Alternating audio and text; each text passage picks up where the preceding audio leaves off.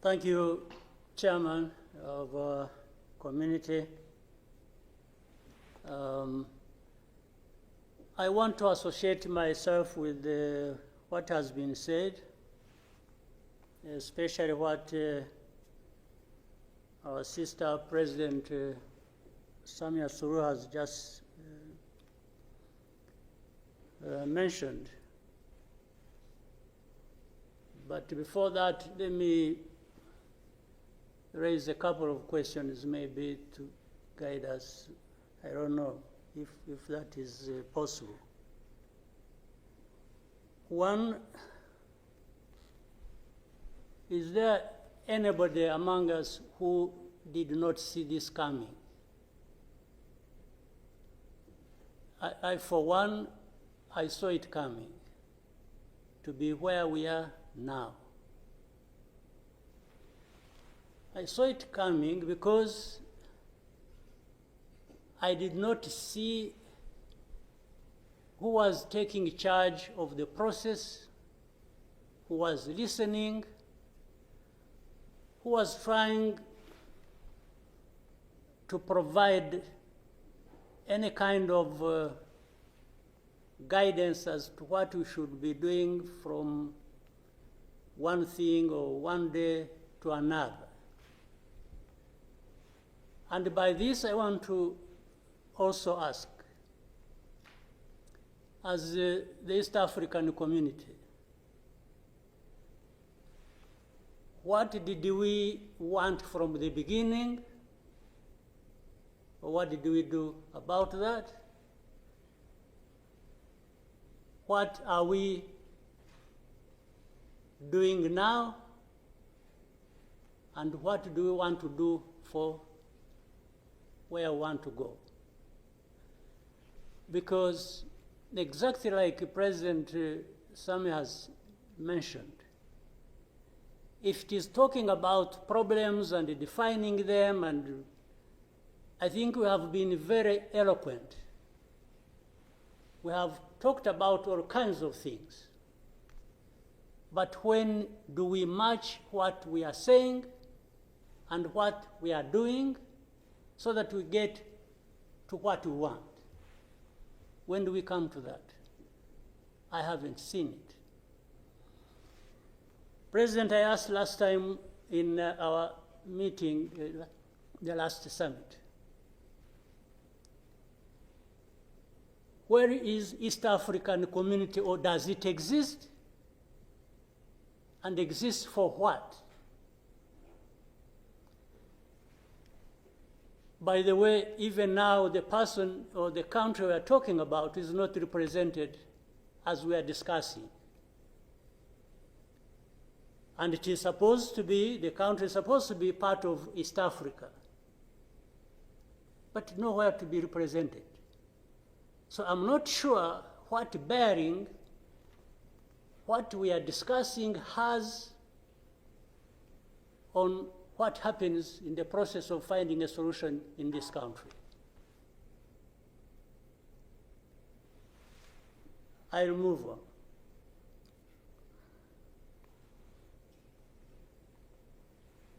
The conflict that was created from the time we had the East African community get involved in trying to help in Congo, and later on when the East African force was trying its best and we are seeing progress, Tshisekedi decided they are not doing what he wanted and went to SADC. SADC agreed they would come and do what he wanted and sent everybody packing. And that we complied and kept quiet. What really did we expect to come out of this? Now, worse still, I think even in East Africa itself, ourselves, maybe we have different understanding of what the problem is, and we have never come together to agree or even disagree and find a way to come together finally to do what we ought to do to deal with this problem. Or we simply decided, each country, to move on its own with a different agenda arising out of involvement or whatever in Congo, and that was enough. If your interests were catered for by Tshisekedi, that was fine, even if the others' interests or concerns were not taken care of. You can imagine, therefore, what chaos comes out of that kind of situation. We are, on one hand, assuming or pretending we are coming together over an issue and trying to find a solution, while at the same time, each country is pulling in its own direction, different from the others. This is the fact of the matter. Now, but even if we were doing everything right, all of us, nothing is going to come out of it until those mainly concerned are also part of it and participating and contributing to the success of the process through which they are getting the support.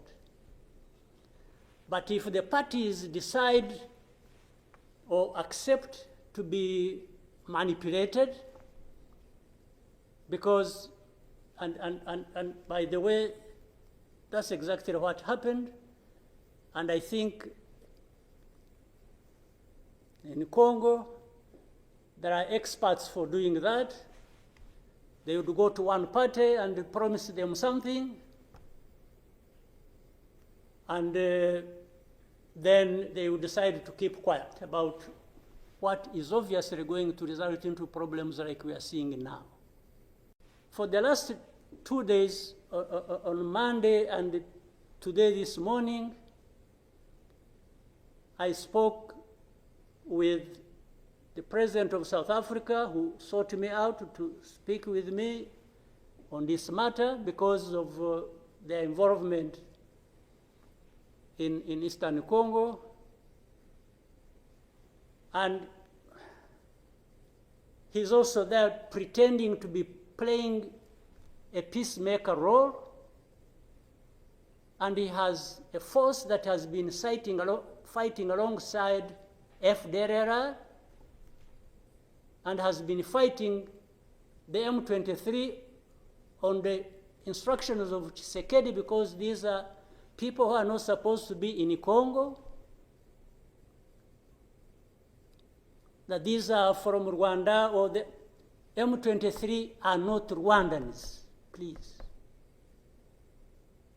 These are Congolese, and one time he accepts it, then another time he says no, part of it is yes, and then the other part is from Rwanda, and these are He keeps on going. And how do we, leaders of our own countries, accept this to go on forever and just accept that we shall be manipulated by Tshisekedi or whoever is supporting him? And South Africa dares even issue threats about what is likely to happen after that, and so on and so forth. Of course, we will see what threats they are talking about. Maybe they should have done that exactly for which they have been issuing threats. They should have done it to clean up the mess in Eastern Congo, or to fight back those who have been trying to clean up the mess. So then you have the whole international community just confused. They talked about Rwanda, they talked about the Nairobi process. Honestly, even here, maybe you will help me understand what all this means. The processes became an end in themselves. And the people leading these processes became more important than the results of the processes. The Nairobi process became a Uhuru process. Then the Rwanda process, it's like you can't say anything that will displease President Lorenzo. Definitely, this does not help deal with such a serious matters as we are faced with today. That in the end, just because they can't be addressed, we have such a situation like we have now. And if anybody, and above all, I don't understand how Tshisekedi keeps thinking that he will resolve the problems to do with rights of people militarily. Kill them, shoot them, bring in forces that are ready to help, like especially Burundi. Well, I don't know whether that has been helpful for the last few days or weeks. They have been doing that. So I want us to, Chairman, Your Excellencies, I want us, whatever we are saying and whatever we intend to do, we capture the context rightly and then proceed based on that, and maybe we can get somewhere. But otherwise, if we keep saying good things, saying that, and to each other, being nice, and then each one fulfilling their own interests other than others' interests, the common interests we have as East Africans, then I don't see how we are going to contribute effectively to finding a solution. But really, to have even had East African community expelled from Eastern Congo and everybody complied and then there was quiet, it's as if it was normal or that is okay. Everything dictated by the country or the person we are trying to help. I didn't understand that. And that's where we are now. That's how we are here, where we are. So let me maybe for now stop here.